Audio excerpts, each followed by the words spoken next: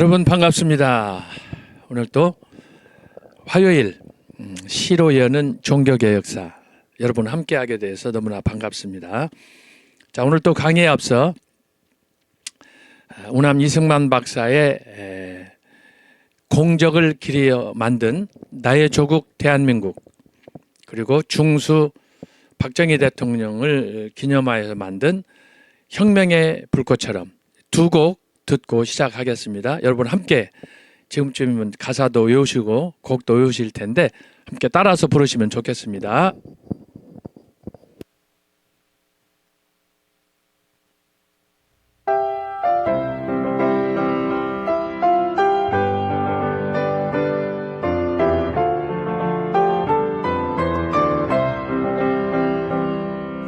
백척한 도민족 운명 어깨 메고 열강들의 각축 속에 독립을 이뤘네. 자유민주 시장 경제 동맹을 맺고 맺어 튼튼한 국가 안보 평화를 이뤘네.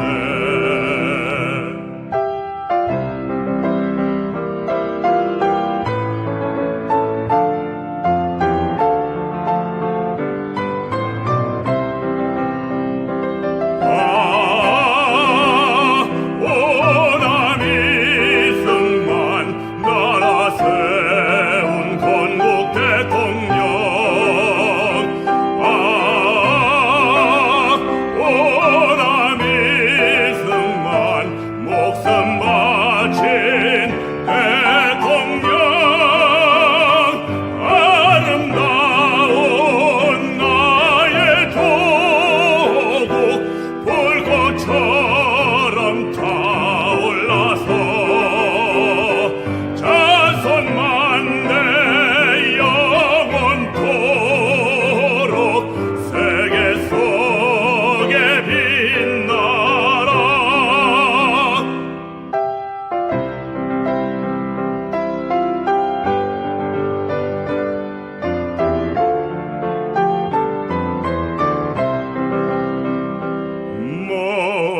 머나먼 이국 땅에 찬란한 태양,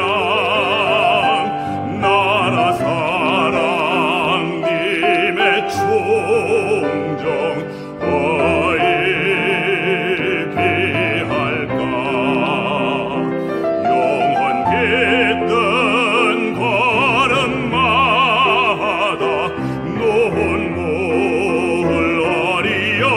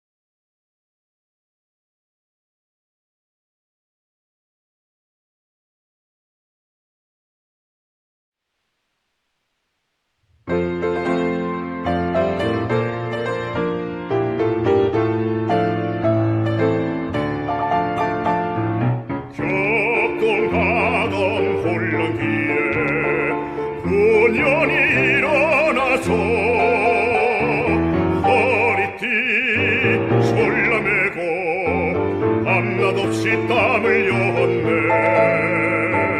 새마을 운동으로 국민생활 개선하고 산업을 발전시켜 관광기적 이룩했네. 한평생을 조국 위해 목숨 바쳐 충성하고 역사 속에 보고 강경 찬란히 이룩했네. 오늘은 세계로, 내일은 미래로 한겨레의 민족혼을 세계 속에 휘날려라.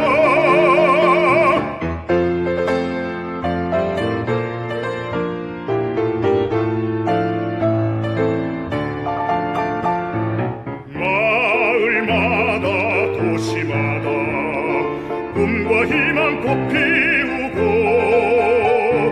서로 돕고 세워주며 선진한국 이루었네.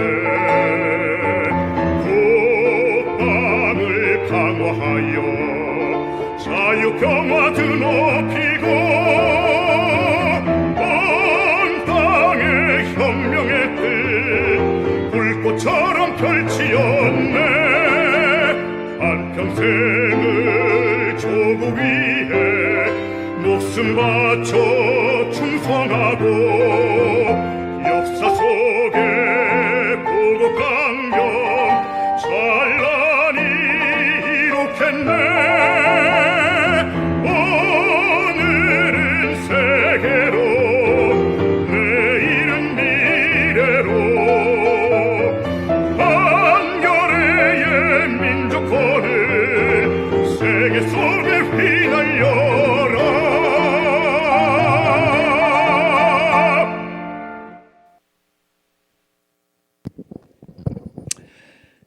여러분 두 곡 노래 잘 들으셨죠? 참 저는 뜻밖의 한 4년 전에 광화문 애국운동에 참여했다가 우남 이승만 박사를 만나고 중수 박정희 대통령을 만났습니다. 우남 이승만 박사는 아호가 우남인 줄 알았지만 박정희 대통령 아호는 있는지도 몰랐습니다. 그래서 제가 계속 추적해서 찾은 것이 중수, 가운데 중자, 나무 숫자, 중수 박정희 대통령을 찾게 되었습니다. 그렇게 해서 결국 노래 두 곡이 나왔고 전체는 한 30곡이 준비가 됐습니다. 여러분들 오늘 함께한 노래는 대표곡이 되겠습니다. 나의 조국 대한민국, 혁명의 불꽃처럼 여러분들 많이 불러주시면 감사하겠습니다.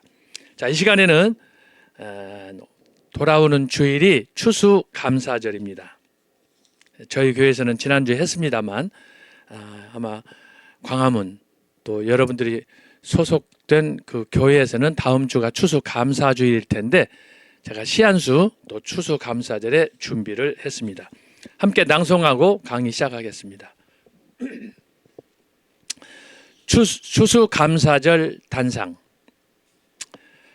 2024년 한 해 365일 그 어느 때보다도 정말 열심히 달려온 시간들, 삼라만상, 1월 성신, 나무는 나무대로, 열매는 열매대로, 실로 행복한 추수감사절. 하지만 이 세상은 대립과 반목, 전쟁으로 한 해를 돌아보니 고개를 들 수가 없네.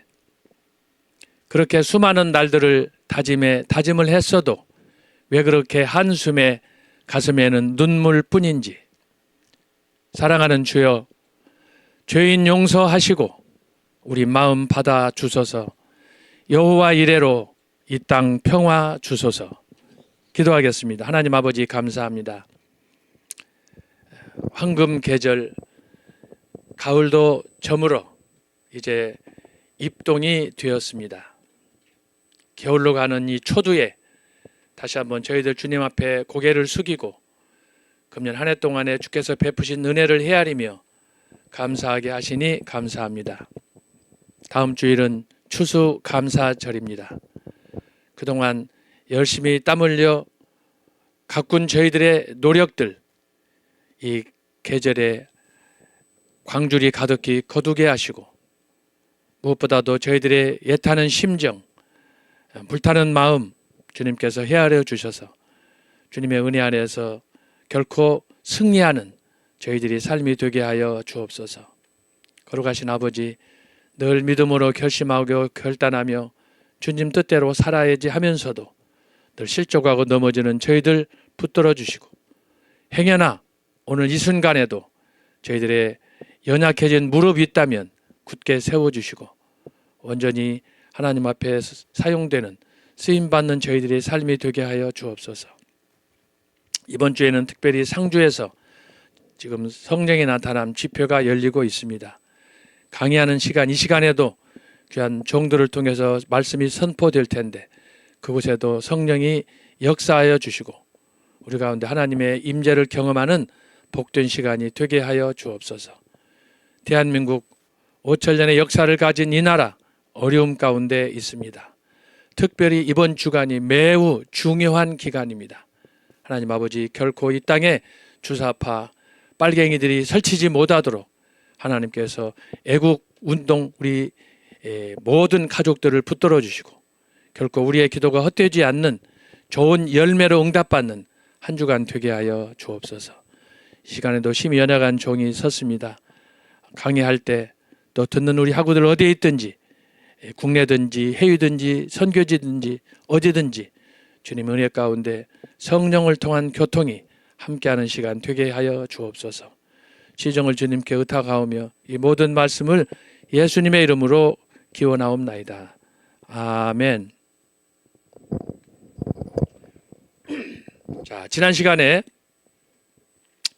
우리는 종교 개혁이 어떻게 전개되었는가 하는 것을 짧은 50년 기간으로 압축된 그것을 제가 말씀을 드렸습니다.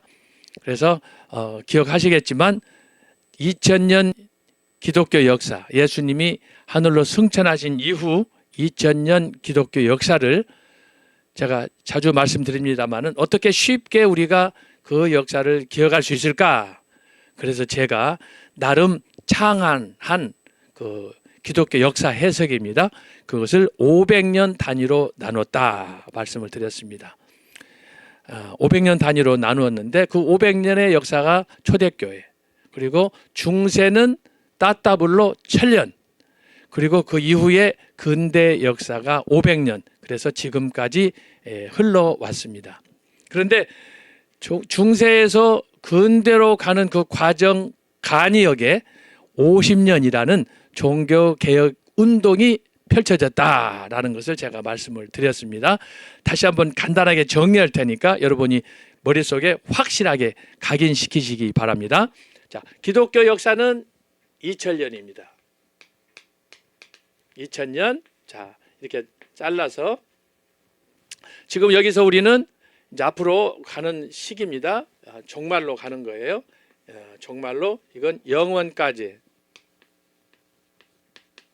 새 예루살렘, 새 예루살렘. 우리는 현재 여기 있습니다. 현재 2024년 11월. 자, 현재예요. 그래서 아직도 주님이 오실 날, 이것은 소위 종말, 재림의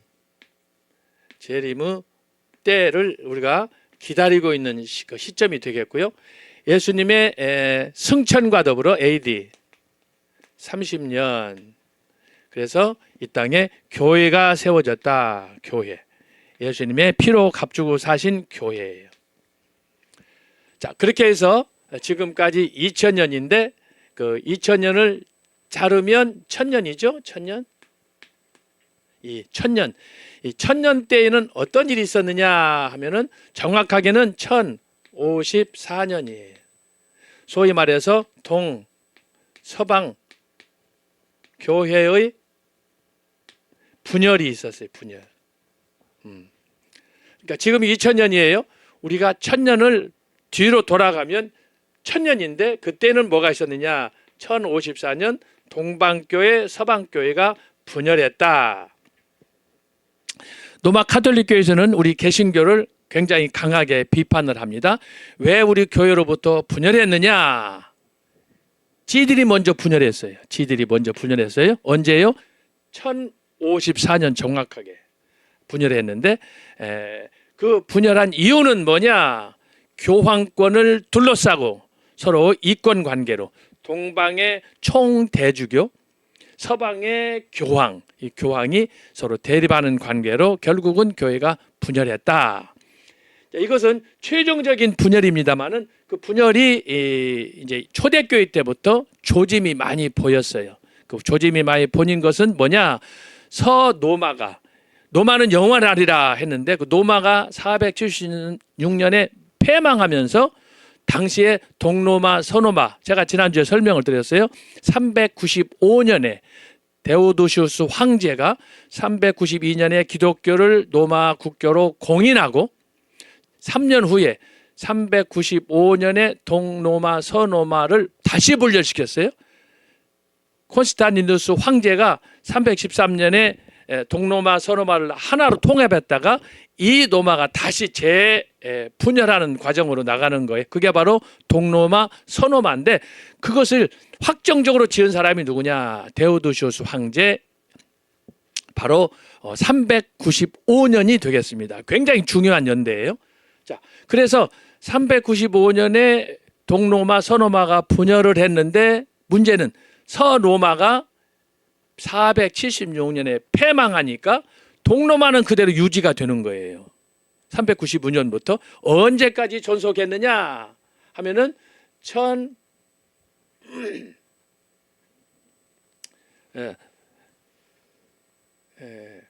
갑자기 생각이 안 나는데 제가 이따가 기억나면 말씀드릴게요. 갑자기. 자, 그래서 이것을 제가 다시 한번 여러분에게 정리 차원에서 정리를 하겠습니다. 자, 이렇게 해서 기독교 2000년 역사인데 이것을 둘로 나눌 때는 1000년이고 넷으로 이렇게 나눌 때 첫 번째가 초대교회다. 그런데 이 초대교회를 제가 500년으로 규정을 했다라고 하는 거예요. 그래서 네 토막이에요. 2000년을 1번, 2번, 3번, 4번 해서 네 토막인데 첫 번째가 초대교회다. 그러면 초대교회가 왜 500년이냐? 제 강의를 그 1기, 3기, 4기 하고들은 이해를 하실 거예요. 이 500년이란 뭐냐 하면은 이것은 제가 정리한 저의 학설이라고 말씀했어요. 자, 1번은 뭐냐? 476년에 조금 전에 말씀드린 노마는 영원하리라. 모든 길은 노마로.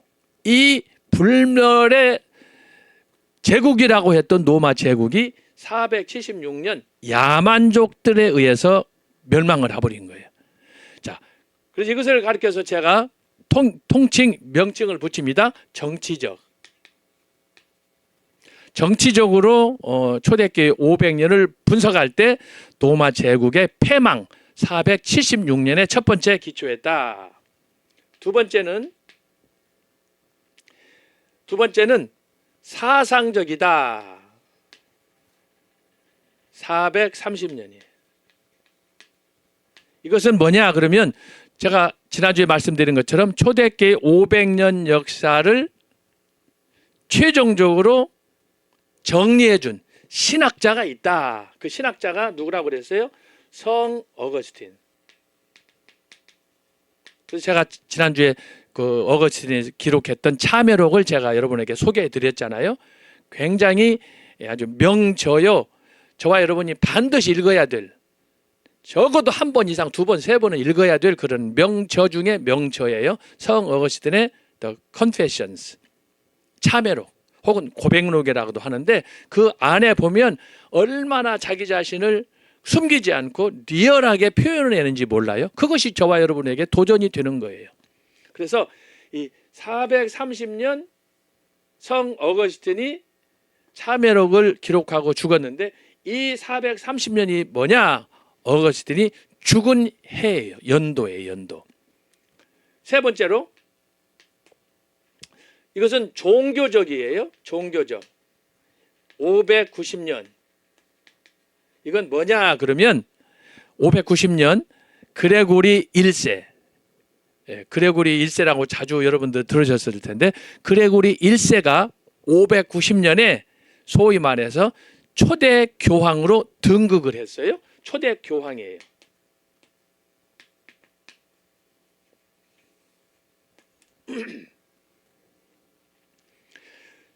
590년 이전에 그러면은 예수님의 제자들, 사도들, 속사도들, 변증가들, 교부들 제가 지난주에 말씀드렸는데 그 당시에는 교황 제도가 없었어요. pop이라는 교황 제도가 없었는데 이 그레고리 1세가 590년 자기 자신이 교황에 등극하면서 교황 제도를 만들어서 지금까지 지금 프란치스코 교황이 지금 통치하고 있지 않습니까? 그래서 대략 한 276대인가 될 거예요. 그렇게 해서 지금 교황 제도가 소위 이렇게 꾸준히 진행되어 내려왔습니다. 그래서 제가 초대교회 500년을 구분할 때 보통은 일반 역사가든지 아니면 기독교 역사가든지 어디에 기초하느냐? 그러면은 이 세 번째 590년부터 초대교회를 마지막 마무리 그리고 그 이후를 중세로 이렇게 보고 있는데 저는 이것은 너무 편파적이다. 그래서 제가 이것을 이 초대교회사 책을 쓰고 연관은 가운데 500년으로 묶으면서 자, 참 로마 제국의 476년 폐망, 성 어거스틴 사상적으로 신학적으로 모든 교리를 완성해 준 어거스틴의 430 사망 그리고 종교적으로는 그레고리 1세가 590년에 교황 제도를 만들면서 중세 로마 가톨릭 교회가 시작이 된단 말이에요. 그래서 잘 보세요.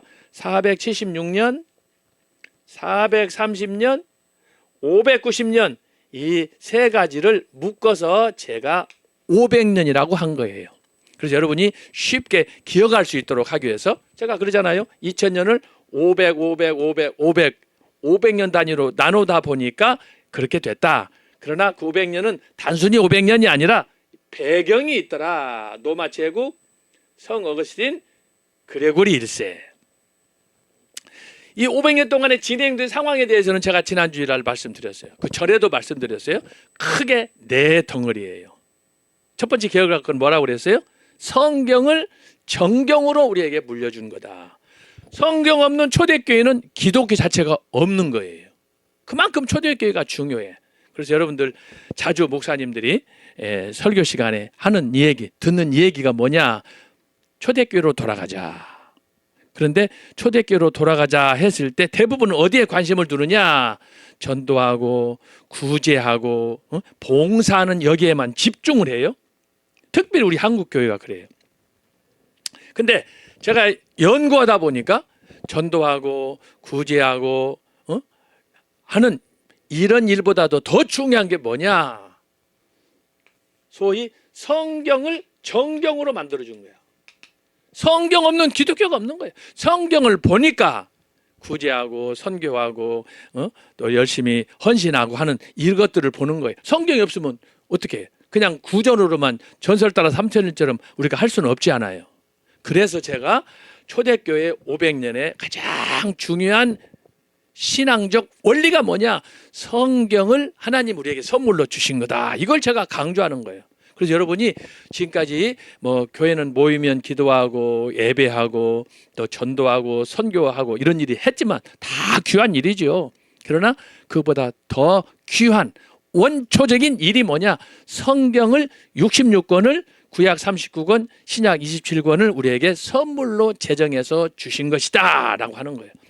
최종 결정은 제가 말씀드렸어요. 397년 카르타고 종교회의.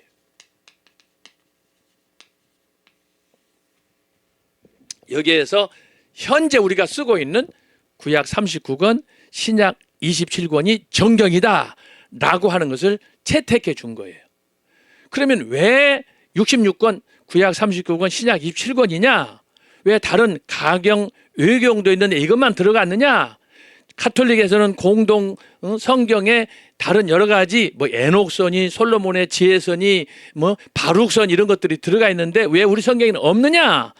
이 부분에 대해서는 제가 이미 지난 4학기 때 이미 강의를 저희들에게 했어요. 또 반복할 수는 없으니까 혹시라도 여러분 그 4학기째 여러분 강의 들으신 분들은 제 강의안을 검토하시면 제가 거기다가 자세하게 썼어요. 그 이유를 다 썼어요. 그래서 그걸 참고하시면 좋겠고, 중요한 건 뭐냐? 초대교회는 500년 동안 한 일들이 너무너무 많아요. 정말 예수 믿기가 힘들었어요. 왜? 네로 황제로부터 우리가 알듯이 약 250년 동안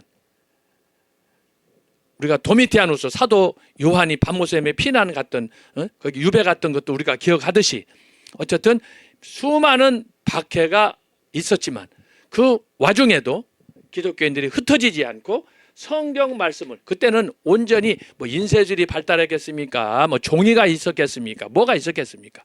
그런데도 불구하고 초대교회의 성도들이 구약의 유대적인 전통에 따라서 성경을 기록해 가지고 요즘 우리식으로 말하면 쪽복음식으로 마태복음, 그다음에 요한복음 그런 것들을 이렇게 정리해 가지고 그걸 자유롭게 또 예배 보고 읽고 할 수도 없으니까, 그래서 유명한 게 카타콤 아닙니까? 카타콤, 지하 동굴에서 그들이 예배했다.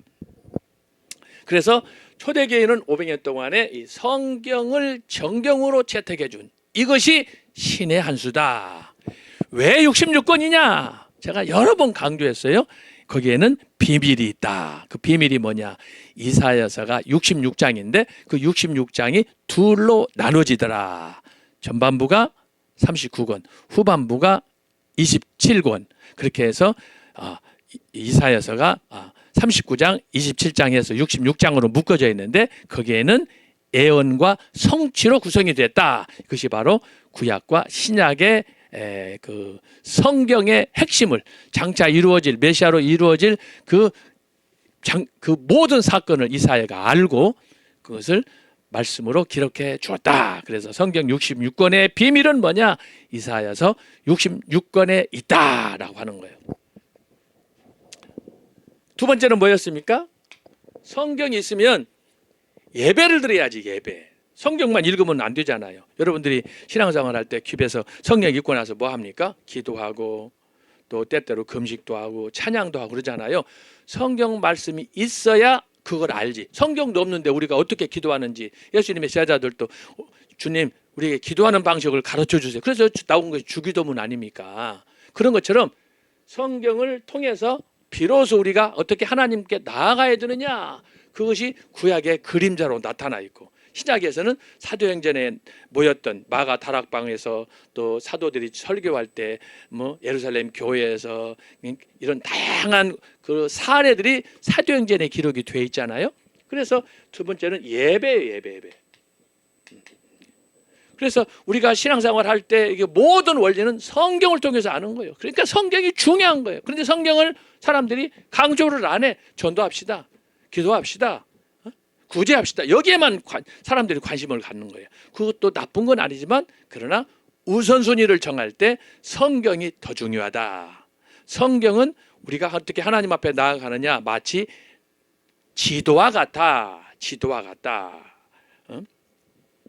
라고 하는 거예요. 세 번째는 뭐였습니까? 세 번째는 성경, 예배, 세 번째는 신학이야. 신학이란 뭐냐?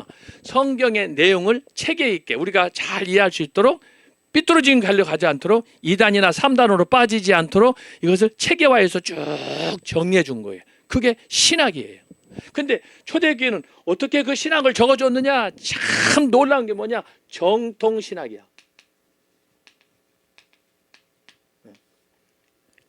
여러분 요즘 그 신학을 보면은 신학에 너무너무 막 다양해가 이름만 붙이면 신학이야.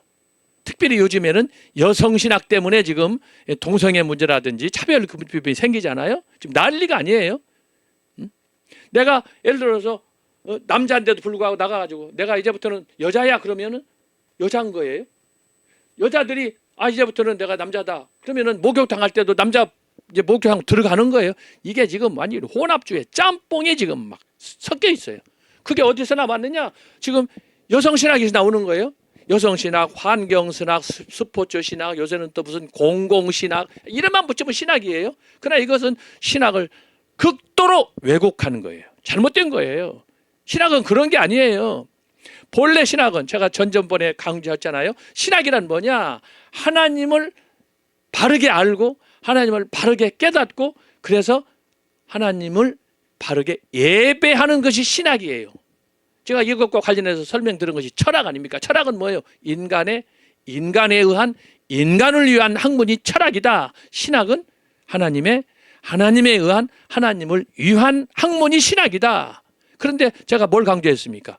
신학은 하나님의 은혜, 위로부터 주시는 은혜가 아니면 할 수 없다. 그래서 신학 자체가 은총의 신학이다. 제가 말씀드렸잖아요. 그런 거예요. 그런데 요새는 보면은 무조건 이 사람 저 사람이 뭐 좀 유명하거나 무슨 뭐 학교나 뭐 이런 전통이 있으면 거기다가 무조건 신학을 붙여가지고 하다 보니까 개똥신학도 나오는 거예요. 그 중에 하나가 지금 페미니즘이라는 여성신학이 있는 거예요. 그래가지고 하나님도 왜 여자를 차별하느냐? 성모 하나님. 이야, 이게 단순하게 최근에 일어난 게 아니에요. 제가 40년 전 영국에서 유학할 때 그때 벌써 싹이 텄어요. 제가 아는 미국에서 온 여자분이었는데 여자 목사였는데 그분이 박사학위 논문을 그걸 쓰는 거예요. 왜 하나님은 남자만 이렇게 남자로서 남성 위주로 강조하느냐? 하나님이 차별하면 되느냐? 가지고 그걸로 박사 받았는데 이 사람이 미국 가가지고 유명한 여성 신학자가 됐어요. 싸가지 없이.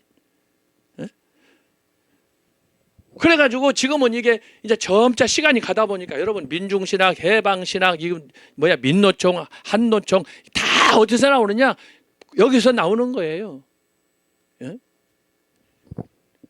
정통신학에서 이탈해가지고 나 중심, 우리 중심으로 하다 보니까 하나님은 그 자리에 없는 거예요. 그래서 불신과 배교가 막 일어나는 거예요. 이건 굉장히 심각한 상황이 아닐 수 없어요. 그런데 재밌는 건 초대교회 때 지금부터 2000년 전에 사도들과 어거스틴 그 과정을 거치면서 그때 당시에 정통신학 성경의 말씀 가르침대로 가야 된다.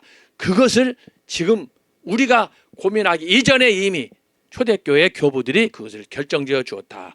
정통신학. 얼마나 귀한지 감사한지 몰라요. 그래서 초대교회가 중요하다고 제가 강조하는 거 아닙니까? 정통신학을 위해서는 반드시 여러분 세 가지는 알아야 된다고 그랬죠. 십계명, 두 번째는 주기도문, 세 번째는 사도신경.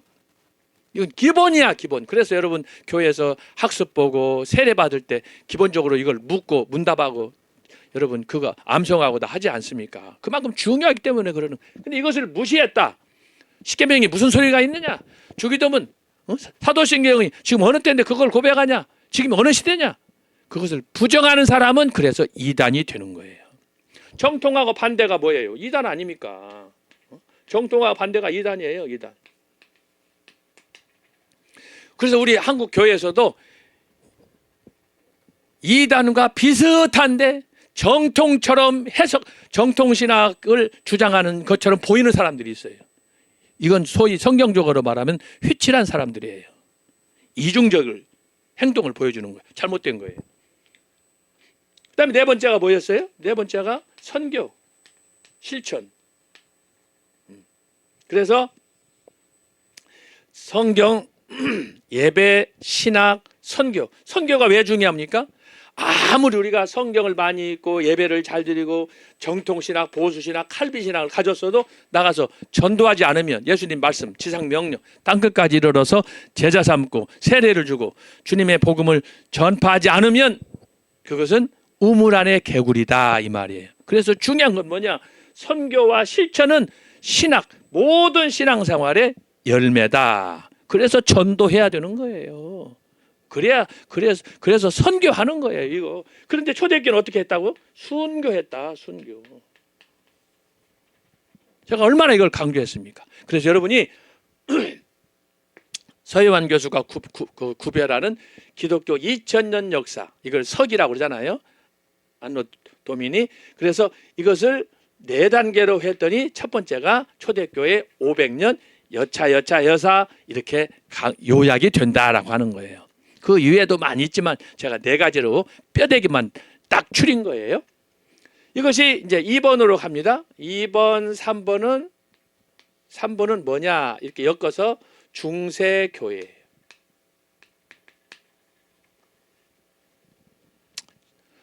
중세교회인데 이 중세교회 동안에 재밌는 건 뭐냐? 이 중세교회가 이렇게 묶으면 1000년이 된다라고 하는 거예요. 그런데 이 1000년인데 그 중간에 1054년 동방 서방교회가 분리됐다라고, 이것을 여러분이 아셔야 돼요. 그런데 제일 먼저 분리된 것은 결국은 로마 가톨릭 교회다. 교황권을 둘러싸고 동로마 총 대주교한테 너 양보해라. 교회 머리는 하나다. 그러니까 동방교회 총 대주교가 열받아가지고 너만 교황이냐? 나도 교황이다. 이렇게 해서 결국은 갈라졌는데 거기에는 몇 가지 교회적인 전통이 있었어요. 예를 들면 성찬식을 할 때 거기다가 우리 같으면 이스트 있잖아요. 빵을 구울 때 이스트 넣으면 불어나는데 이스트를 우리 같으면 성경적으로는 누룩이라고 그래요. 그걸 넣느냐 마느냐. 또 성직자 같은 경우에 서로마에서는 결혼을 하면 안 돼요. 평생은 혼자 살아야 되는데 동로마에서는 무슨 소리야? 가정, 결혼을 해서 살겠다고 하는 거예요. 그런 문제. 그리고 기도할 때도 서노마에서는 이렇게 서서 기도를 하는데 동로마에서는 그렇게 하면 되겠느냐? 무릎을 꿇어야지. 그래서 무릎을 꿇는 거. 이런 문제로 인해서 서로 갈등을 하고 가장 중요한 건 뭐냐? 교회 주인은 누가 되어야 되느냐라고 하는 문제로 결국은 서로 대립하다가 교회가 동로마 서로마로 분열을 한 거예요. 자, 그렇게 해서 이 1054년 연도가 매우 중요하다라고 하는 거예요. 자, 그래서 이 중세는 이 1000년 동안 초대교회 500년, 중세 1000년인데 이 1000년 동안의 중세교회 기초는 뭐냐? 기초는 신학적으로는 어거스틴이야, 어거스틴.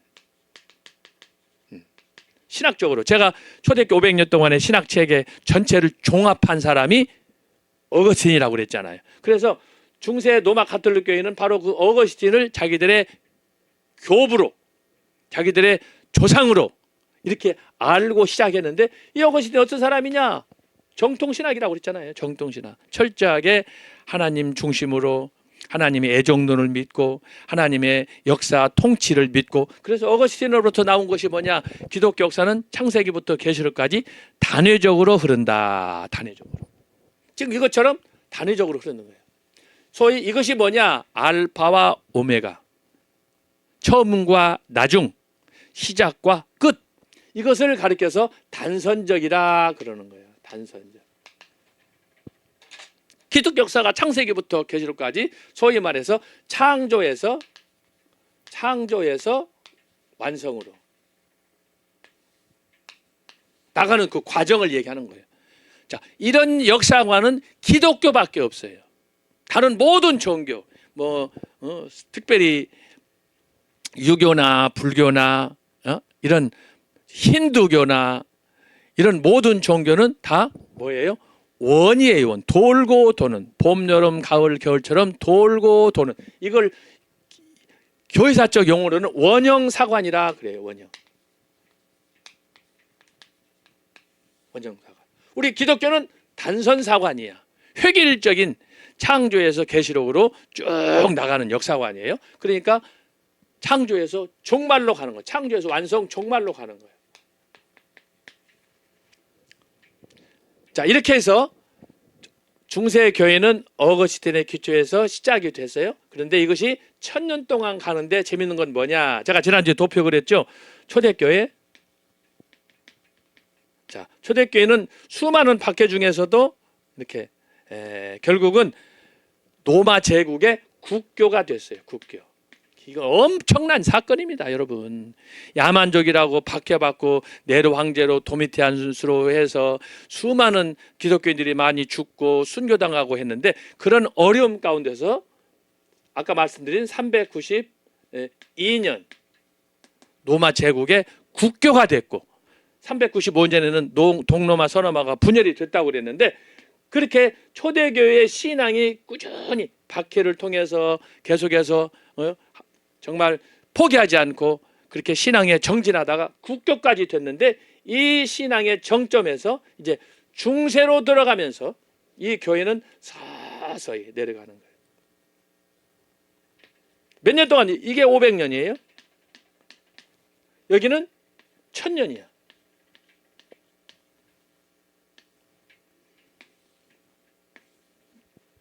그렇게 해서 중세 교회는 이렇게 초대교회 전통 아래서 시작을 했지만, 시작은 좋았지만 이것이 점차 시간이 가고 흐르면서 여러 가지 사회적인 또 교회 내 여러 가지 변화 속에서 마침내 1000년을 유지했다. 결과가 중요하잖아요. 그 결과는 뭐였어요? 결국은 교회는 어둠에 빠졌다.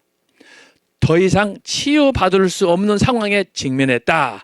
그때 여기서 제가 말씀했죠. 이게 바로 간이역이다. 이게 종교개혁이다. 몇 년이라고 그랬어요? 50년이다. 그렇게 하고 바로 이것이 근대 500년이다. 그래서 오늘 우리는 여기 있어요. 여기서 500년, 그러면 이것이 근현대 교회. 여기서 500년, 중세는 1000년, 이게 중세교회. 그리고 초대교회는 500년에서 500년. 그래서 토탈 기독교 역사는 2000년이다. 이렇게 제가 설명을 하는 거예요. 자, 그런데 오늘 우리가 살펴볼 이 간이역 종교개혁, 이 종교개혁은 그대로 초대교회 전통을 따랐다라고 하는 거예요. 초대교회 전통이 뭐예요? 자, 성경, 종교개혁자들 루터, 칼빈, 찌빙글리가 주장했던 것이 뭐냐? 오직 성경만으로, 오직 성경으로, 성경 외에는 구원받을 책이 없다. 성경만이 우리에게 구원과 생명을, 영혼을 보장한다. 중세 로마 천주교회는 이것을 다 무시했어요. 다 무시했지만 종교개혁자들이 그것을 다시 새롭게 해서 초대교회로 돌아가자. 그래서 제가 지난주에 도표 그랬죠. 초대교회의 전통으로 돌아가자. 성경, 오직 말씀으로. 두 번째 예배는 뭐예요? 중세 로마 교회는 1000년 동안 미사라고 하는 것을 했어요. 여러분, 미사가 뭐냐 그러면, 우리가 믿는 예배는 예수님께서 십자가에 달려 돌아가시기 전에 성찬식을 하시고, 그리고 제자들에게 내가 다시 재림할 때까지 너희는 이것을 영원토록 기념하라 그랬는데, 천주교에서 미사, 우리가 드리는 예배 차이점이 뭐냐 그러면, 천주교에서 드리는 미사는 예수님이 십자가에 달려 돌아가시기 전에 제자들에게 성찬식을 했잖아요. 근데 그것을 지금도 하는데, 그 사람들은 뭐냐, 그것을 소위 가톨릭에서 주장하는 대로 소위 그 화채설이라는 것을 통해서 그들의 전통을 나름 그렇게 잘못 오해해 가지고 그걸 가르치는 거예요. 그래서 두 번째 예배는 뭐냐? 우리는 항상 말씀 중심, 기도, 그리고 간절히 내가 직접 하나님 앞에 나아가서 하나님과 더불어 대화하면서 나누면서 이렇게 눈물을 흘리면서 가슴을 치는데, 여기 로마 가톨릭에서는 뭐 하느냐? 반드시 예배를 드릴 때는 고해성사를 해야 되고, 제가 칠성례 지난주에 그랬죠. 이 성자 들어간 것을 조심해야 된다. 성인 숭배, 성상 숭배, 성물 숭배, 성지 순례, 이런 것들을 조심하라고 그랬잖아요. 그거보다도 그건 외적인 행사지만 내적으로는 칠성례, 우리가 개인적으로 신앙생활할 때 예를 들면 성찬, 세례, 그 다음에 성직자들에게 특별히 안수하는, 헌신하는 종유식, 저기 그 서원식, 혼례식, 종유식, 고해성사, 견진성사 이런 걸 제가 말씀드렸잖아요. 그런 것들이 예배를 대신한 거예요. 예수님은 두 가지 법만 제정했어요. 세례와 성찬. 예수님이 직접 경험을 했어요. 세례 요한을 통해 세례받고 친히 또 성찬식을 집행하셨는데 천주교에서는 그것으로 안 된다는 거예요. 그래서 본래는 한 20까지 됐는데 그걸 줄여가지고 칠성례 7숫자 완전 숫자로 만들었어요. 자기들이 임으로 만들었어요. 그것을 이 사람들은 예배용으로 사용하는 거예요. 그러다 보니까 어떻게 되느냐, 천주교에서 교주, 주교는 하나님처럼 되는 거예요. 하나님처럼. 대표적인 게 뭐냐, 고해성사라는 거예요. 고해성사. 매주 매일 시간 나는 대로 주교에게 찾아가서, 신부에게 찾아가서 내가 어떻게 살았습니다. 그걸 내 자신의 죄를 고백함으로 인해서 내가 하나님 앞에 나갈 수 없어요. 신부가 내가 고백한 죄를 가지고 나가서 마치 구약처럼, 구약의 대제사장이 성막에 성전에 들어갈 때 했던 것처럼 그렇게 하는 거예요. 그러다 보니까 일반 성도들은 죄인 중에 죄인이야. 그래서 그 죄를 받은 주교나 신부들은 절대적인 권한을 가지고 있어. 그러니까 잘 보여야지. 잘못 보이면 주교가 말 한마디로 잘못하고 저주하면 그 사람은 저주받는 거예요. 그래서 모든 권한을 성직자 중심으로, 교황 중심으로 체제가 바뀌는 거예요. 우리가 초대교회 예배는 뭐냐, 너나 나나 모두가 자유한 소위 만인 제사장인데 이걸 법을 바꿔버리는 거죠. 그것이 바로 천주교의 두 번째 잘못된 것이다. 세 번째는 뭐냐, 초대교회는 오직 하나님 말씀 붙잡고 나는 죄인 중에 교수다, 오직 하나님만 영광 받아야 된다, 그 신학 체계를 어거스틴에 기초했지만 이 신학을 인본주의 신학으로 완전히 바꿔가지고 소위 공로 신학이라고 그래요. 공로 행위 신학이라고 그래요. 그래서 아직 그때는 성경이 있었어도 라틴어로 됐다고 말씀했죠. 제롬이라는 소위 천주교의 신학자 중에 신학자가 있어요. 그 사람이 헬라어 원본을 라틴어로 바꿔가지고 그것을 1000년 이상 지금까지 쓰고 있는데, 그것을 자기들끼리만 보도록, 일반 평신도들은 학교에서 배워도 잘 모르는데, 우리 모국어도 잘 모르는데 어떻게 라틴어 외국어를 알 수가 있겠습니까? 지금은 사어가 돼서 학문 외에는 사용하지 않아요. 근데 그런 언어를 천주교에서 신부들이 성당에서 사용을 하면서 뭘 했느냐 하면은 바로 공로신학. 성경은 공로를 인정하지 않아요. 오직 인정하는 것은 예수님의 공로, 나를 위해서 십자가에 죽으신 그 은혜, 이것만을 강조하는 거예요. 우리가 강조하는 공로라고 해도 내 공로가 아니고 예수님의 은혜 안에 그분이 이룩하신 십자가의 은혜, 공로를 생각하는 건데, 이 사람들은 뭐냐, 내가 얼마나 자선을 하느냐, 얼마나 선을 베푸느냐, 그래서 얼마나 교회를 해서 헌금하고 그러냐, 이런 것들이 계속 쌓일 때 내가 구원받는다 라고 하는 것을 가르치는 거예요. 이것이 예배하고 직결되는 거예요. 칠성리하고. 잘못된 거죠. 우리가 찬송가에도 수많은 찬송가에서 이걸 자꾸 고백하잖아요. 나 같은 죄인 살리신 그 은혜 고마워. 이거 십자가의 은혜를 얘기하는 거예요. 내 공로는 없어도 예수님의 은혜로 내가 산다. 그렇기 때문에 갈라디아서 2장 20절에도 사도 바울이 그러잖아요. 내가 십자가에 못 박힌 바 되었다. 내가 사는 것이 그리스도니 죽는 것도 유익하다. 오직 예수 그리스도인데, 여기는 예수 그리스도는 없고 지가 하나님이야, 교주가 하나님이야, 신부가 하나님이야. 잘못된 거예요. 그래서 중세 로마 천주교를 가리켜서 초대교회하고 전혀 다른 소위 인본주의 신학, 공로 신학, 행위 신학, 이것은 마치 구약의 유태교의 전통하고도 상당히 유사한, 우리가 신약에 보게 되면 바리새인들, 율법사들, 종교인들을 보게 되면 굉장히 행위를 강조하잖아요. 대표적으로 11조도, 교회에서 11조 할 때도 사람들이 많이 보이는 데서 땡그랑 하나님 앞에 헌금하는 거예요. 그걸 보이려고 하는 거죠. 보이는 신앙이지. 잘못된 거지. 그러니까 예수님께서 그걸 핀잔을 주시면서 과부의 엽전 두 분에 대해서 말씀하시는 거예요. 그건 전 재산을 드렸다라고 하는 거예요. 그렇게 진심을 다해서 드리는 예배가 하나님 앞에 온전한 예배지, 보이려고 굳이 하는 것도 보이려고 그러면 안 된다는 거예요. 그래서 바로 이 초대교회는 바로 이 신학에서도 정통신학, 하나님의 은총의 신학, 어거스틴의 신학을 하나로 정리하면 은총의 신학이야. 나는 하나님의 은혜가 아니면 구원받을 수 없는 죄인 중에 교수입니다. 왜? 탕자 생활했다고 그랬잖아요. 그래서 제가 어거스틴의 참여로 900록을 반드시 읽어보라고 그러잖아요. 눈물로 밖에는 읽을 수가 없는 거예요. 얼마나 자기 자신을 통에 잡아가고 자기 자신을 그렇게 파헤치는지 아마 저와 여러분도 그렇게 만약에 하라고 그러면 그렇게 못할 거예요. 자존심 때문에. 근데 어거스틴은 완전히 그걸 깨뜨려 가지고 참여록에서 그걸 리얼하게 설명해 주는 거예요. 그러니까 감동이 되는 거예요. 네 번째는 뭐냐? 중세는 선교하고 이렇게 실천하고 순교적인 신앙으로 나가야 되는데 불구하고 교황들이 그 권력에 휘말려 가지고 지들끼리 싸워. 여러분 중세 교회가 한참 타락할 때는 교황이 세 놈이 있어요. 세 놈. 교회 머리가 셋이야. 이거 되겠습니까? 가지고 세 명이 싸우는 거예요. 내가 교황이다. 너는 거짓이다. 사꾸라다. 사입이다.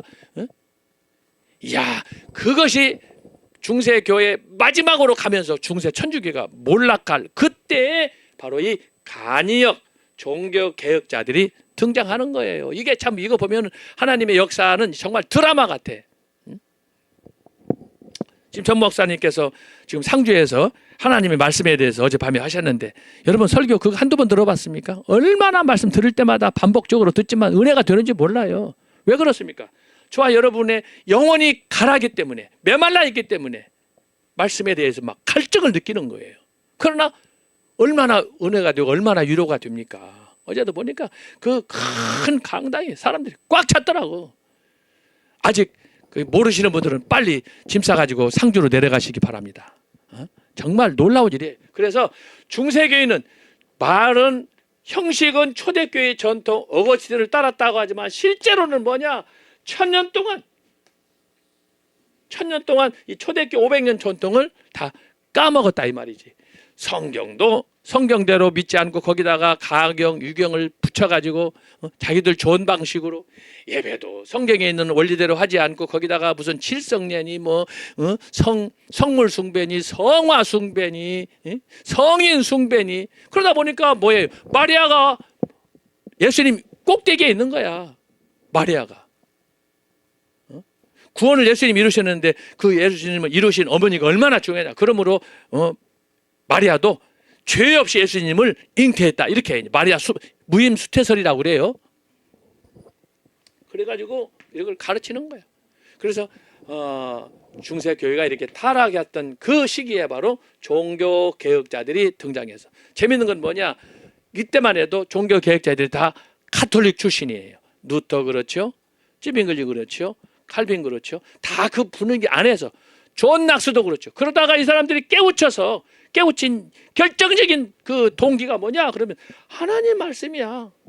성경을 통해서 눈을 뜨니까 특별히 루터 같은 거 보세요.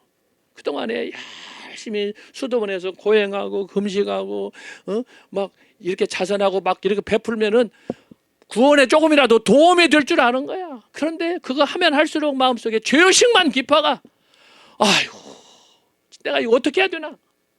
그런 가운데 루터가 하나님 말씀을 읽다가 하나님 말씀을 통해서 누가 가르치지도 않았어요. 자기 스스로 그걸 터득해가지고 그래서 나온 것이 그 유명한 로마서 1장 17절 아닙니까? 그러므로 이는 오직 믿음으로 말미암아 산다. 이런 형식이나 전통이 아니다. 그래서 종교개혁이 불에 붙은 거예요. 불이 붙은 거예요. 그래서 여러분 이것을 기억하시고 자 이렇게 됐는데 하나만 더 하고 이제 루터로 들어가겠어요. 종교개혁이 50년 동안 급박하게 진행이 됐어요. 루터도 죽고 쭈빙글리도 죽고 칼빈도 죽고 여러분 개혁자라고 그래서 얼마나 기도하겠어요. 그러나 여러분 인간은 인간이에요. 수명이 닿으면 죽을 수밖에 없는 거야. 때와 기한은 하나님만 아시는 거라.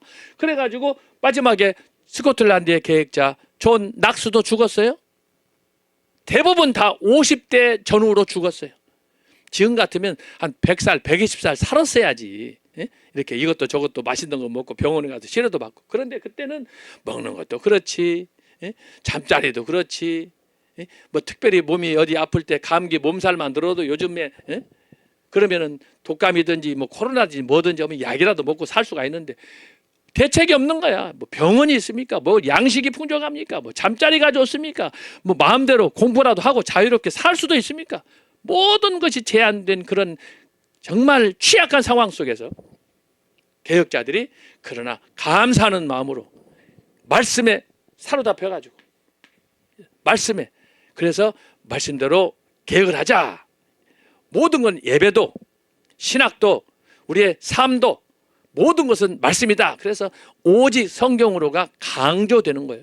엊그저께 10월 31일 날 여러분 종교개혁주간 예배 드렸지 않아요? 대부분 매년 드리지만 초점은 성경이에요. 성경. 종교개혁. 이것을 이렇게 해줬는데 근대로 가면서 근현대 종교개혁자들이 다 죽고 나가지고 이제 근현대로 들어가는 500년 동안 어떻게 했느냐. 500년 동안은 제가 말씀드려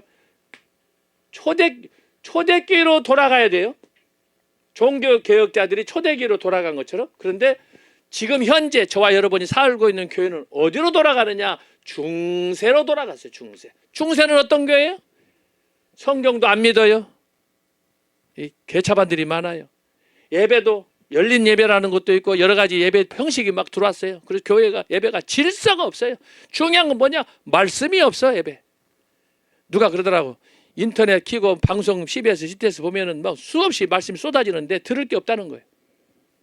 신학도 마찬가지야. 자유주의 신학이 여기 딱 들어가 있어. 성경을 하나님 말씀으로 믿지 않고 편집됐다.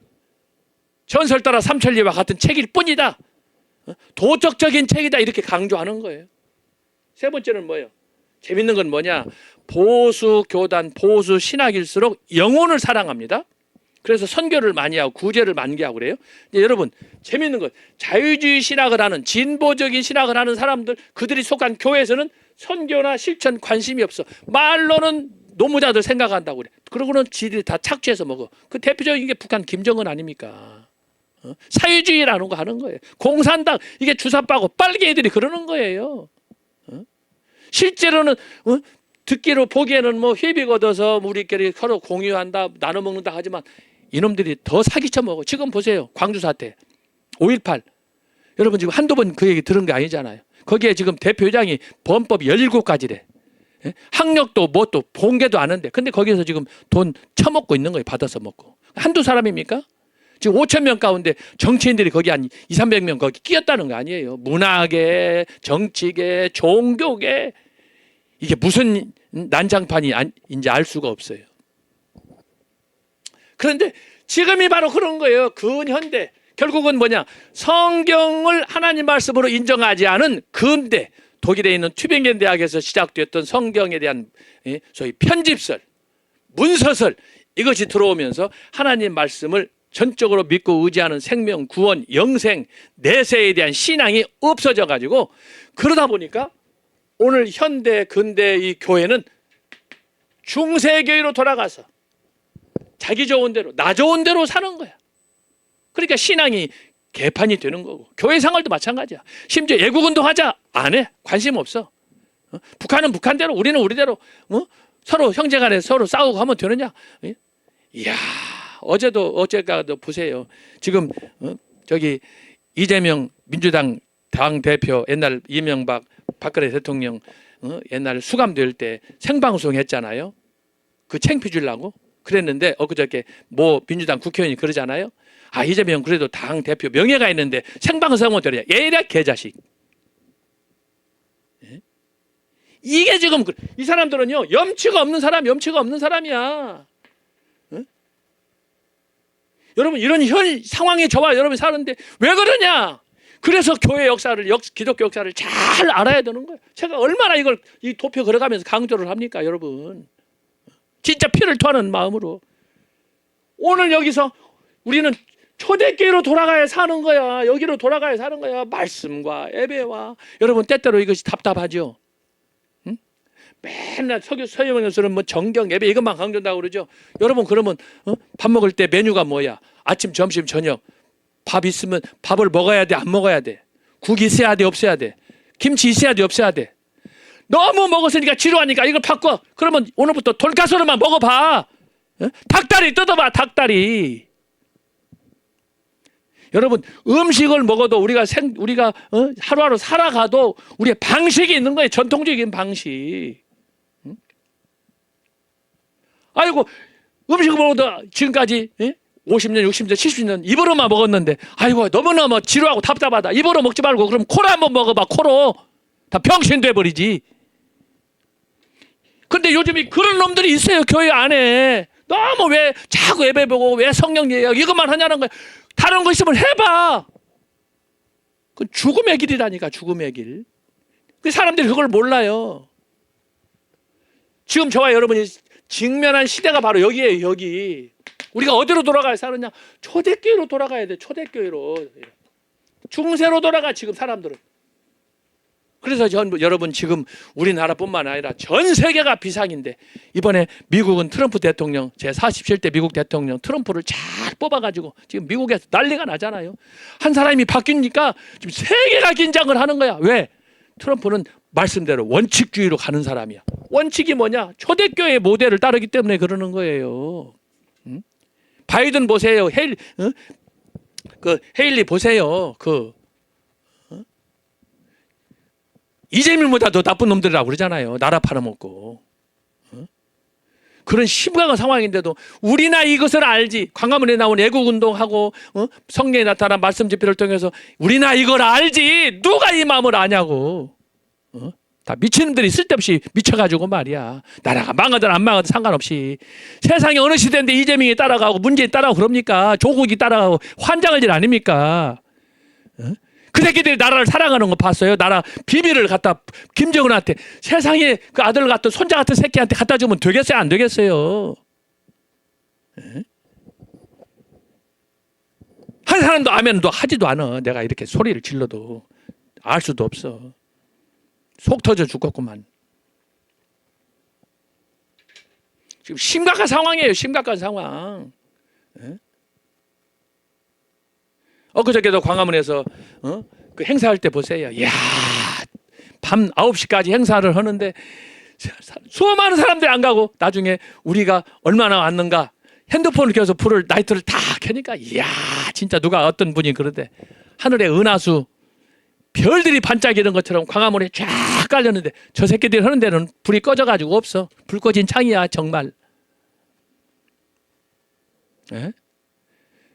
정말 나라를 사랑하면 저 새끼들입니까? 우리입니까? 여러분 현장 가서 보면 알 거 아니야. 저 새끼들은 제가 늘 지금 과격해졌어. 다 본래 그런 사람 아니야. 서울역에서 여의도에서 막 모여가지고 그러는데 그놈들은 나라 망하는 것을 제가 볼 때는 원하는 사람들이야. 북한 김정은하고 같이 손잡고 그런 거 보면 막 땀이 나고 가슴이 답답하고 막 우리가 막 분함이 막 나타나잖아요. 그런데 그것은 역사의 흐름으로 볼 때 어쩔 수 없는 그것이 뭐냐? 종말로 가는 징조야. 종말. 제가 썼잖아요. 여기. 종말로 가는 거예요. 재림의 때가 가까우니까 내가 어젯밤에도 오늘 강의 준비하면서 마태복음 읽어봤어. 한번 마태복음 봅시다. 마태복음 24장. 지금 딱 2000년 전이나 지금이나 변화 없어요. 여러분 마태복음 24장 1절부터 봐봐요. 한 7절까지 8절까지. 자, 예수께서 성전에서 나와서 가실 때 제자들이 성전 건물들을 가리켜 보이려고 나오니 대답하여 가라사대 너희가 이 모든 것을 보지 못하였느냐. 내가 진실로 너에게 이르노니 돌 하나도 돌 위에 남지 않고 다 무너뜨리우리라. 예수께서 감람산 위에 앉으셨을 때 제자들이 정령이 와서 가로되 우리에게 이르소서 어느 때 이런 일이 있겠사오며 또 주의 임하심과 세상 끝에는 무슨 징조가 있사오리까. 세상 끝이에요. 4절. 예수께서 대답하여 가라사대 너희가 사람의 미혹을 받지 않도록 주의하라. 많은 사람이 내 이름으로 와서 이르되 나는 그리스도로 하여 많은 사람을 미혹해 하리라. 지금 시대예요. 난리와 난리 소문을 듣겠으나 너희는 삼가 두려워 말라. 이런 일이 있어야 하되 끝은 아니니라. 민족이 민족을 나라가 나라를 대적하여 일어나겠고 처처의 기근과 지진이 있으리니 이 모든 것이 재난의 시작이니라. 여러분 내가 어젯밤에 이 말씀을 읽으면서 주여 오늘 종교개혁사 강의할 때 진짜 우리가 지금 이 강의 듣는 우리 청교도 신학원 학생들 정신 차리고 깨어나게 하시고 야 이제 시작이에요. 시작. 어떻게 해야 돼? 그렇게 하려면은 종교개혁 루터 칼빈 찌빙글리처럼 초대교회로 돌아가야 되는데 지금 우리는 어디에 있느냐? 망할 대로 가. 망할 대로. 중세교로 돌아가. 중세교로. 중세교회는 망하는 교회. 제가 그림 그렸잖아요. 이렇게 죽을 때 죽는지도 모르게 죽어. 초대교 500년인데 중세는 1000년 동안 죽는지도 모르게 죽어. 세상의 어느 시대라고 교황들이 교황은 하나님이 세우신 하나님의 대리자 해놓고 지들끼리 싸웁니까? 이 미친놈들 아니에요? 그러다가 누마 천주교가 망하게 된 거예요. 그때 등장한 게 루터, 칼빈이 등장하는 거예요. 이거 참 오묘한 거예요. 사람이 어떻게 이걸 퍼즐을 맞춰 이렇게 맞출 수가 없는 거야. 하나님이 역사를 지배하시기 때문에, 만유를 통치하시기 때문에, 그분의 계획과 섭리 때문에 이게 가능한 거예요. 그래서 여러분이 이 역사를 쭉 공부하다 보면 얼마나 신기한지 몰라요. 신기한지 몰라. 저와 여러분의 개인적인 삶도 마찬가지야. 오늘 내가 좋아서 뭔가를 이렇게 했다고 했는데 좋은 일이지만 나중에 보면 실패해. 그런데 그것이 잠이 안 와서 궁금해할 때가 많잖아요. 그리고 지나고 나서 일주일 있다가 한 달 있다가 그걸 돌아보면은 이야, 내 인생을 내가 살았음에도 불구하고 나 같은 연약한 존재임에도 불구하고 하나님께서 나와 함께 하셨네. 그걸 느끼는 거예요. 그거 느끼시는 분 없어요? 한두 번입니까? 우리 인생 자체가 그러는 거예요. 그래서 하나님은 시편 139에 있는 것처럼 나도 몰라. 그런데 하나님은 나의 안고 일어섬을 아시고 내가 하늘 끝에 가나 바다 끝에 가나 하나님은 늘 나와 함께 하시는 거예요.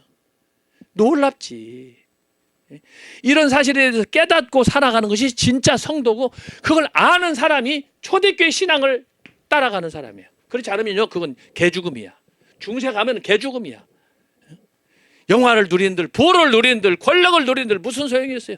기껏 해봐야 70년, 80년, 요새 100년이에요. 계획자들도 한 50년 내외로 살다 갔는데 그들은 그러나 삶의 업적을 남겼잖아. 교회에 불을 밝히고 하나님의 영광을 회복하고, 이 천주교, 중세 천주교들이 1000년 동안 교회에 폐해를 끼치고 온갖 나쁜 짓을 많이 했는데도 불구하고 이 계획자들이, 이름도 없는 사람들이 등장해가지고 교회를 새롭게. 그래서 오늘 우리가 이것을 오늘 배우는 거예요. 종교개혁사가 그래서 중요한 거예요. 뭐라고 그랬어요? 간이요 잠깐 있다가 없어지는 것 같은 50년의 세월이지만 50년이 세계 역사를 바꿨다 이 말이야. 감히 제가 여러분들에게 물어봐요. 여러분들 지금 연세가 얼마나 됐어요? 대부분 제가 통계를 지난번에 낸 걸 보니까 50, 60, 70, 80이야. 종교 개혁이 몇 년? 50년. 50년 동안 이런 엄청난 업적을 이뤘어요. 1000년 동안 교회가 타락하고 몰락했는데 그것을 50년 동안에 리커버링 했다. 회복시켰다. 하나님의 역사 아니면 불가능한 거예요. 하나님이 루터와 함께 칼빈과 함께 하지 않았다면 역사는 불가능한 거야. 기적은 불가능한 거야. 근데 하나님이 루터, 칼빈, 찌빙글리, 낙스를 사용한 거예요. 이 사람도 원래 우리가 믿는 지금 장로교 이런 개혁파 교회가 아니었다니까. 천주교에 다 소속된 천주교 교회를 대적하고 성경도 부정하고 지들 맘대로 이렇게 신앙생활을 하고 있는 그런 전통, 말만 교회 다닌다 하고 거짓말하고 사기치는. 그런데 이 사람들이 말씀을 통해서 그 영적으로 눈을 뜨다 보니까 시편 119편에 있는 것처럼 주여 나의 눈을 밝히 떠서 당신의 기이한 법을 알게 하소서. 다윗의 기도처럼. 그래서 하나님 말씀을 읽고 묵상하는 가운데 거기서부터 큰 변화가 일어나서 계시의 영을 받고 그들이 큰 역사를 이룬 줄로 믿습니다. 자, 이렇게 해서 여러분이 전체적으로 참고하시고, 자, 지금부터 바로 루터로 들어가겠습니다. 루터. 자, 종교개혁자 루터는 뭐냐? 종교개혁의 횃불을 든 사람이다. 일단 그 한 가지만 여러분이 기억하시면 좋겠어요. 자, 교환을 참고해 주세요. 이제 자, 마틴 루터와 독일의 종교개혁. 자, 종교개혁은 16세기 제일 먼저 독일에서 일어났는데, 왜 독일에서 제일 먼저 일어났느냐? 이것도 이유가 있어요. 왜 영국이 아니냐? 왜 이탈리아가 아니냐? 참, 제가 연구하다 깨달았어요. 왜 독일에서 마틴 루터를 통해서 일어나느냐? 중세 1000년 동안 로마 교황은 주변에 있는 여러 나라들을 통치하는 소위 유일한 교회 머리라고 그랬잖아요. 그런데 이 교황이 그 교황청을 유지하고 생활하고 먹고 살고 하려면은 세금, 소위 돈이 필요하다 이 말이죠. 특별히 이제 루터 이전에 로마 그 바티칸 성당이 완성이 됐지만 그 일로 인해서 많은 돈이 필요해. 그 바티칸 저도 가봤습니다만은 그 엄청난 바티칸을 운영하려면은 그 관리인부터 해서 뭐 여러 가지 필요하지 않겠어요? 돈이 필요한 거야. 근데 그때 당시에 유럽에는 크게 세 그룹으로 나눠져 있었어요. 하나는 독일, 또 하나는 스페인, 또 하나는 이탈리아와 프랑스, 이렇게 세 지역으로 크게 나눠져 있었는데 그때 독일 같은 경우가 로마 교황청에 돈을 많이 상납해 줬어요. 여러분, 돈이 가려고 하는 것에는 타락하고 부패하는 거예요. 그런 전통 속에서 경쟁이 붙어가지고 독일의 황제, 스페인의 황제, 거기다가 나중에 프랑스 또 영국까지 끼어들어가지고 하여튼 교황을 정점으로 해가지고 서로 싸우고 논쟁하고 왜냐하면 차악이 이제 황제가 돼야 되니까, 임금이 돼야 되니까 그걸 누가 임명하느냐? 교황이 임명한다 이 말이죠. 교황이 소위 모든 것을 통치하는 머리니까, 교황이 축복해줘야 그 나라도 복되니까, 교황지상주의지, 교황지상주의. 자, 이런 상황에서 경쟁이 붙었는데 독일 같은 경우는 이 돈을 통해서 찰스 당시에 5세가 교황에게 이제 잘 보이려고 돈을 막 갖다 주는 거예요. 돈이 어디가 있어? 그때 당시에 500년 전에 뭘 얼마나 잘 먹고 잘 살겠습니까? 그런데 그럼에도 불구하고 이제 로마 교황에게 잘 보여야 자기 자리를 유지하니까, 그러다 보니까 돈 문제가 여기저기에 많이 이제 누적이 되는 가운데 이제 실제로 돈이 없으니까 돈을 뜯어내기 위해서 헌금을 각출하는 그런 방식으로, 그래서 나중에는 이제 테젤이라는 사람이 길바닥에 가서 헌금통을 놓고 기도하면서 이제 그 소위 재정을 모으는 그런 일도 있다 이 말이죠. 자, 그런 가운데서 다른 지역에 비해서 독일에는 민심이 또 성도들의 불만이 막 최고도에 이르렀다 이거죠. 그런 가운데 스페인이나 프랑스나 영국이나 이런 데보다도 독일은 내적으로 아주 골마 터지는, 아주 그 살 얼음판 같은, 언제 뭔가 터질지 모르는 그런 긴박한 상황에 있었다. 그때 독일에서 루터와 함께 종교 개혁이 일어났다라고 하는 거예요. 자, 그래서 자, 이런 큰 덩어리로 배경을 여러분들이 이해하셔서 자, 루터로 들어가겠습니다. 교환. 루터.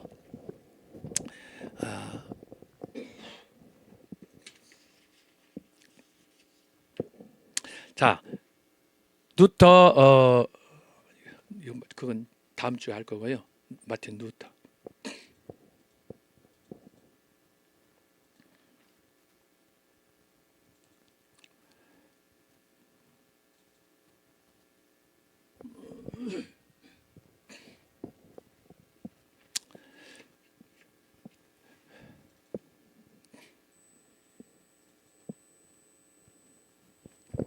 여기 마틴 루터는 사실은 무명의 수도사였는데 이 사람이 이제 종교 개혁에 봉화를 들면서 그 분기점이 1517년이에요. 그 95개 항의문과 더불어 종교 개혁에 투사로 나서면서 이 사람은 일약 세계적인 종교 개혁뿐만 아니라 세계적인 그런 유명한 지도자로, 기독교 지도자로 부상하게 되었습니다. 자, 그래서 오늘은 마틴 루터와 종교 개혁에 대해서 우리가 살펴보도록 하겠습니다.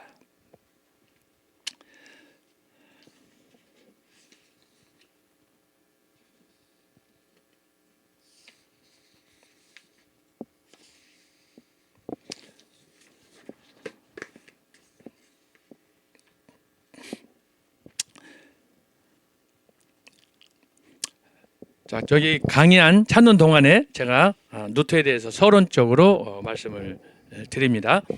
자, 지금까지 제가 얘기한 것처럼 초대교회 500년, 중세 1000년 그 과정 속에서 로마 천주교는 심각한 그런 상황에 직면했다. 어느 정도였느냐? 교회가 타락하고 부패해도 마치 문둥병처럼, 여러분 문둥병 걸리면 자기가 무슨 병이 있는지 자기 손가락이나 발가락에 떨어져 나가도 모를 정도로 그렇게 무감각 상태가 되지 않습니까? 바로 중세 1000년의 로마 가톨릭 교회가 그런 상태에 있는 거예요. 교회가 썩어도 죽어도 전혀 이걸 감지를 못하는 그런 상황이 된 거예요. 자, 그런 상황에 마치 홍수가 나면 막 물이 내려가잖아요. 그럴 때 온갖 찌꺼기들이 떠내려가듯이 그때 루터도 거기에 함께 휘말려서 떠내려가다가 어느 순간에 깨닫게 된 거죠. 자, 그래서 오늘 마틴 루터와 독일에 대해서 함께 살펴보고, 그래서 독일은 유럽의 여러 국가들 중에서 가장 타락하고 부패한, 경쟁이 심한, 나중에 이제 우리가 중세 때도 보면 독일에서 소위 말하는 내가 나라를 다스려야 되느냐 아니면 교황이 다스려야 되느냐 이것 가지고 싸움하게 돼요. 그것이 바로 이 카노사의 굴욕이라는 것도 있는데 이게 다 독일에서 일어나는 거예요. 이 권력 싸움하는 거예요. 황제가 머리냐 교황이 머리냐. 그런데 그런 역사적인 흐름 속에서도 루터는 태연하게, 왜? 태어나서 보니까 성당에서, 태어나서 보니까 교회 제도 안에서 전통 안에 자라다 보니까 성경은 몰라. 성경에 대해서 누가 가르치지 않으니까, 말씀을 모르다 보니까 그냥 그것이 전통, 이것이 천주교에서 가르쳤던 지난 1500년 동안의 교회 전통 아닙니까? 그래서 그 전통을 깨뜨리고 나와서 되찾은 게 뭐냐? Back to the Bible, 성경으로 돌아가자. 이게 루터가 이제 횃불을 든 거라 이 말이에요. 자, 서론 보겠습니다. 중세 말 유럽 사회의 전면적인 변화 과정에서 발생한 16세기 종교 개혁은 오랜 가톨릭적 전통과 제도에서 벗어나 성경으로 돌아가자고 외치며 일어난 영적 종교 운동이었습니다. 당시 교회는 교황을 중심으로 절대적인 힘과 특권을 부여받았으나 경건한 신앙적 독특성을 상실하여 당대인의 야유와 풍자, 비판을 피하지 못하였습니다. 하지만 교회 지도자들은 그들 자신의 소명에 헌신하기보다는 오히려 세속적, 현세적 욕망 충족에 여념이 없었습니다. 말하자면 교회는 죽은 전통과 제도에 묶여 자유를 상실했고, 성직자 또한 세속적 조류의 편승, 자신들의 사명과 역할을 수행하지 못했습니다. 이런 절박한 상황에서 형식적 종교와 구습 타파를 위한 영적 몸부림이 일어났으며, 이 같은 운동은 종교적 전통이 뿌리 깊게 정착된 독일에서 시작되었습니다. 사실 오랫동안 고착화되고 제도화된 상황에서 개혁을 성취한다는 것은 그렇게 간단한 문제가 아니었습니다. 그러나 역사의 주인이신 하나님은 격동하던 시대에 당신이 숨기시고 훈련하신 한때 두려움 많은 연약한 종 마틴 루터를 통해 이 역사를 이루어 주셨습니다. 하나님은 루터를 통해 유럽에 잠자는 수많은 영혼들을 깨워 교회를 새롭게 하셨습니다. 로이드 존스의 지적처럼, 제가 가끔 로이드 존스 얘기하잖아요. 이 사람은 메디컬 닥터예요. 영국 왕실의 메디컬 닥터였는데 이 사람이 나중에 말씀을 전하는 주님의 종이 되어서 근 한 40년 동안 처음에 웨일즈 자기 고향에서, 나중에는 런던에 있는 웨스트민스터 채플에서 아주 20세기를 대표하는 설교자로, 그 강의 설교자로 유명했는데, 제가 그분이 설립한 학교에서 제가 2년 공부하면서 이분에 대해서 알게 됐고, 이분이 평생 동안 뭘 좋아했는가, 이분은 청교도에 미친 분이에요. 그래서 이분을 기념한 도서관도 런던에 있고 그러는데, 하여튼 그 20세기를 대표하는 그 강의 설교의 황태자, 바로 그분이 로이드 존스. 제가 자주 얘기합니다만 이분하고 이분의 제작격인 닥터 존 스토트가 있어요. 제 패커도 있고 하지만 어쨌든 여기서는 로이드 존스의 지적처럼 그는 분명히 개혁의 계명성이요 화라산이었습니다. 이렇게 시작된 개혁의 바람은 교황청을 뒤흔들어 삽시간에 독일과 전 유럽을 개혁의 소용돌이에 빠뜨리며 새로운 역사적 전통을 확립하였습니다. 자, 여기서 잠깐 한마디 드리면 여러분 이때 왜 이런 기적이 일어나느냐. 그 직전에 구텐베르그가 만든 소위 인쇄술이 발달을 한 거예요. 하나님이 이 구텐베르그를 통해서 인쇄술을 발명하게 해가지고 그를 통해서 찍어낸 조그마한 잡지들 이런 논문들이 유럽으로 확산되는데 중요한 건 뭐냐. 2달 만에 유럽이 이 루터가 만들었던 예를 들면 95개 항의문이라든지 또 크고 작은 이런 팜플렛이라든지 이런 것들이 그 중에 하나가 바로 이제 성경도 포함될 수 있는데 인쇄술과 함께 접목하면서 이것이 급속히 전 유럽으로 확산되는 거예요. 자, 이런 거 보면 만사에 때가 있다. 솔로몬이 말했는데 기가 막히게 종교 개혁과 이것이 딱 타이밍이 소위 히팅 포인트라고 그러잖아요. 딱 맞아 떨어진 거예요. 이렇게 시작된 개혁의 바람은 교황청을 뒤흔들어 삽시간에 독일과 전 유럽을 개혁의 소용돌이에 빠뜨리며 새로운 역사적 전통을 확립하였다. 개혁을 완수하는 과정에서 루터는 말할 수 없는 고난과 위협 속에서 말씀의 회복과 교회 개혁에 헌신하였습니다.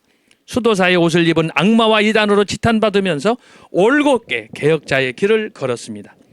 한때 법률가를 소원했으나 하나님의 소명에 응답하기 위해 어둠이 짙어가던 시기에 혜성같이 등장하여 역사의 흐름을 바꾸었습니다. 그런 옛 전통을 새롭게 교정한 교역자요. 여기 옛 전통이란 로마 천주교를 얘기하는 거예요. 이걸 완전히 바꿨어요. 설교자요, 운변가요, 신학자요, 저술가요, 무엇보다도 성경적 개혁자였습니다. 사람들은 루터가 탐욕과 권세에게 가득 찬 영적 독재자들이 누구겠어요? 교황청을 얘기하는 거예요. 교황청. 중세. 1000년 동안 로마 천주교를 말아먹은 사람들. 요즘 이런 사람들이 한국교 여기저기에 지금 있습니다.